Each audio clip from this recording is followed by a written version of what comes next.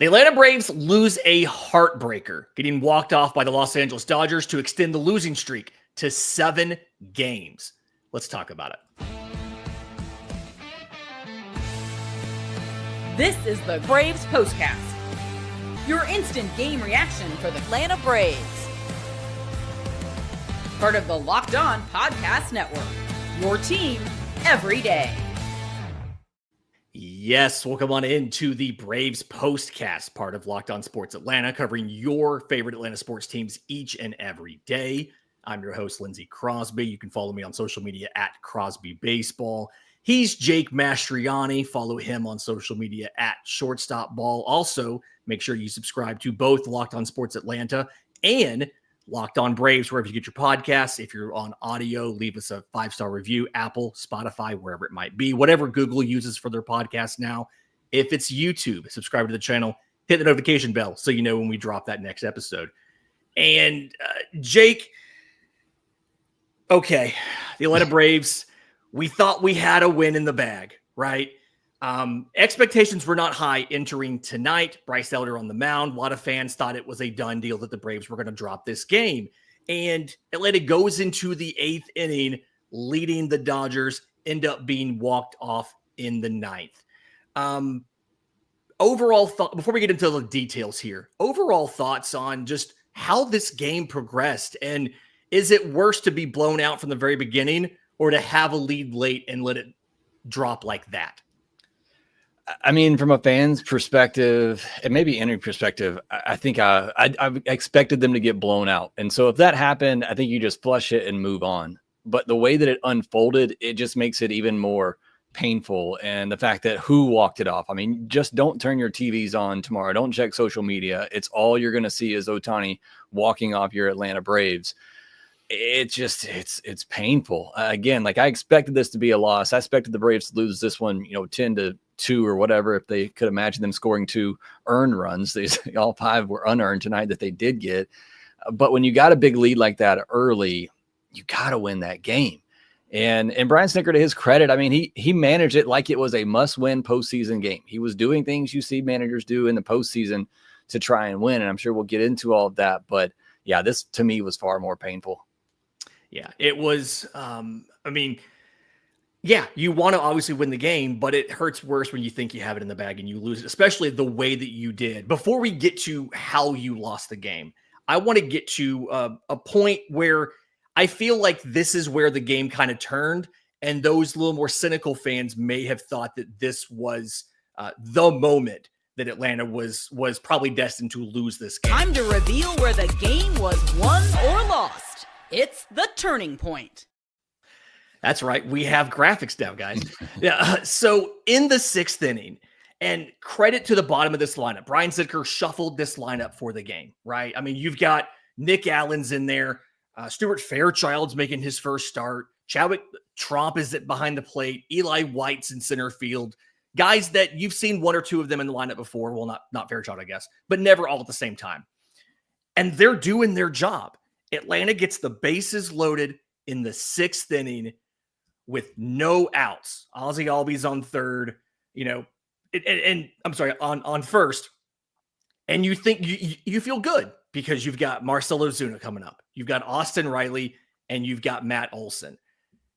And you can't get a run in. And like in retrospect, how big was that moment? And was that, was that emblematic of how the season's gone so far? Or was that just was that poor performance? Was that bad luck? What was that in the 6th inning?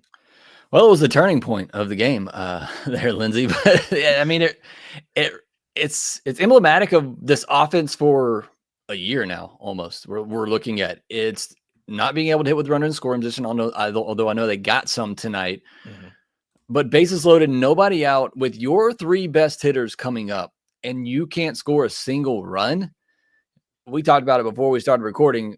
I said at that point to myself, they're going to lose this game. Like, you just knew at that point, you didn't break it open. You didn't put the Dodgers away when you had the chance. You knew you were going to lose the game at that point. And then they had another chance in the next inning, had a runner at third, and Nick Allen, who had a great game, had him at third with 1 out, and you can't bring him in. It has been the problem with this offense for a year now, just not being able to get the job done to bring that runner in from third. I mean, all you need is a deep sac fly there.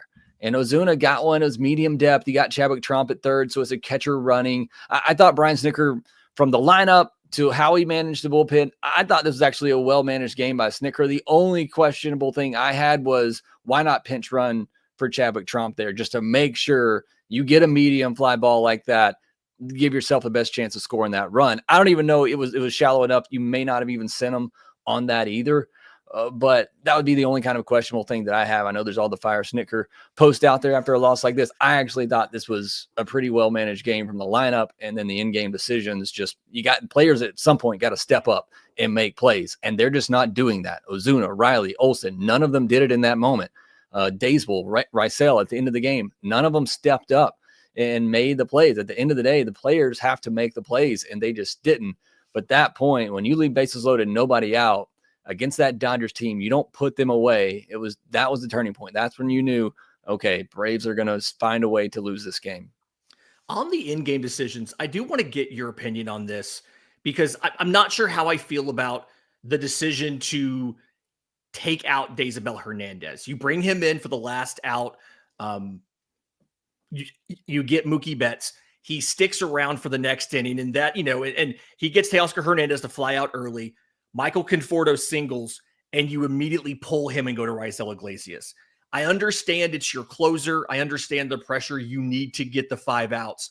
Part of me thinks, if you're going to trust him enough to go to him in that situation, leave him in the game versus making the change, because Iglesias comes in. He's thrown once this season, right?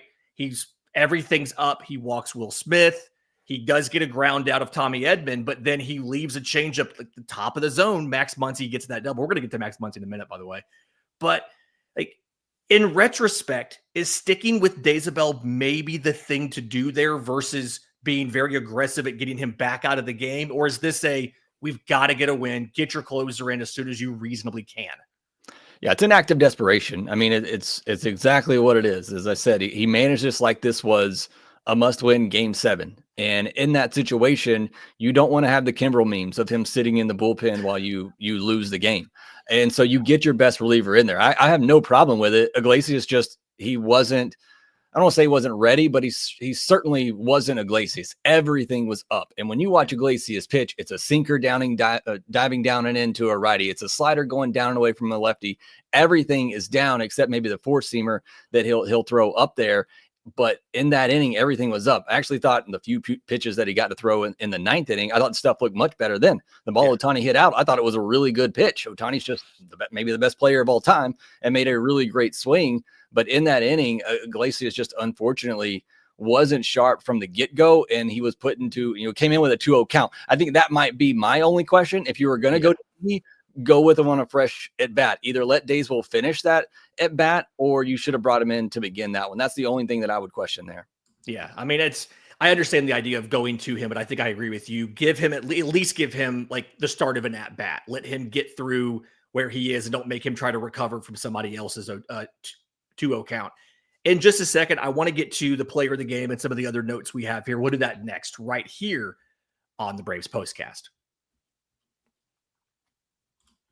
But first, today's episode is brought to you by Wonderful Pistachios. If you want a snack that's both delicious and nutritious, crack into a good source of protein with Wonderful Pistachios. It's one of the highest protein nuts. Each 1 ounce serving has 6 grams of protein. Jake, it's 10% of your daily value. Plus, packed with fiber, better for you unsaturated fats to help keep you feeling fuller for longer. What other snack do you need 2 cups to eat? Pistachios, my absolute favorite. Get snacking and get cracking with a snack that packs a protein punch. Visit wonderfulpistachios.com to learn more. Okay, so Jake, we're talking about the 6-5 Dodgers victory over the Braves, and we've kind of covered the Raisel Iglesias decision.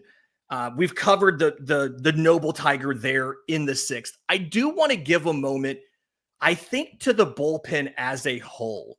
And the real moment to me when I had the faith that maybe Atlanta's going to get the breaks. They had plenty of breaks in this game, right? Max Muncy, had 2 throwing errors, gifted them a run, kind of like how Mookie Betts gifted Atlanta a run the day before.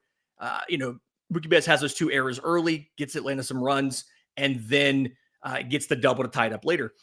But in the 5th inning, you have bases loaded, and Enyel De Los Santos gets a double play, comebacker back to him. He immediately turns and fires to third, gets the lead runner, Andy Pages, off of third to get 2 outs, and then he ends up getting out of the inning. The bullpen as a whole, outside of the Iglesias runs, it feels like they did a really good job of picking up from an effective yet short Bryce Elder start. Yeah, that was the turning point for me where I thought, okay, maybe the Braves can do this. Is when the first of 2 turning points in the game. Yeah, that was the possible good turning point where I thought, okay, that went our way. They got out of that. Maybe they can actually do this. Pierce Johnson comes in. He looks good. Dylan Lee as well. Daysbel good when he came in the 7th, not so much when he came out in the 8th. A little erratic, falls behind 2-0 there to Will Smith before they bring in Iglesias. But overall, I thought the bullpen was good. And obviously not a situation that you want to bring in Iglesias a lot of the times. I know he did it a lot last year, needed to. The Braves absolutely had to have it from him.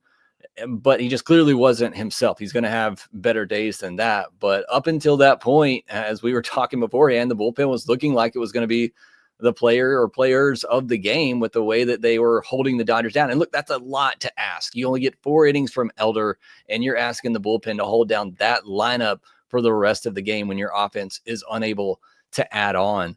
But look, as long the way this bullpen is, I don't worry too much about it. I know a lot of people are worried about the bullpen. I still think it can be a really good bullpen, and for the most part, they have been good.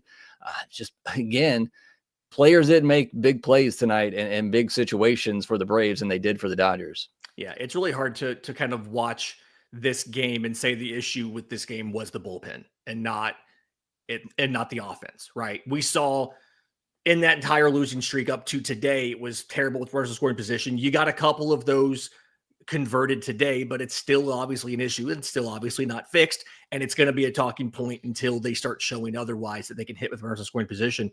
You did mention the 4 innings out of Elder, though. So 3 hits, 3 runs, 2 walks, 3 strikeouts. Gave up 2 homers. If I remember right, I think they were both solo shots. No, one was a 2-run. One was a 2-run, one was a solo shot. There you go. So all of the runs he allowed came off the 2 homers. But it felt like other than a couple sliders left up, this was maybe a little bit more of the classic Bryce Elder that we saw in 2023 versus the version that had an ERA of over 6 last year. The sinker, the slider, he wasn't throwing in the 93, 94 like he's done in Gwinnett. I want to say he averaged 91 with the sinker. He averaged 91 with the 4-seamer, but picked up 8 whiffs, 31% CSW. Other than the length, this is really enough out of Bryce Elder. And I think that kind of answers a little bit of a question I had about what do you do with Reynaldo Lopez maybe being down for a while. If you need to throw Bryce Elder out there a few times, maybe he's still got enough to where he can keep you in games, and he's not going to be the problem.